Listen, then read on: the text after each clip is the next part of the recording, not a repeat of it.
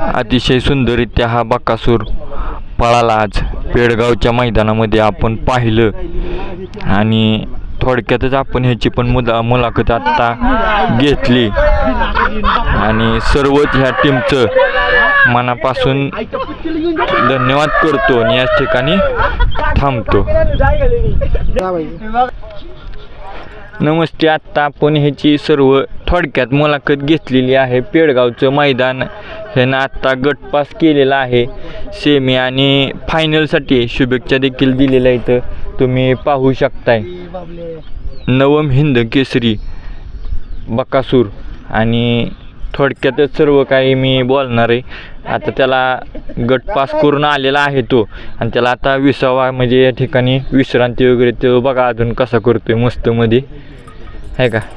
खूप छान आहे. सर्वांचा लाडका आहे. याच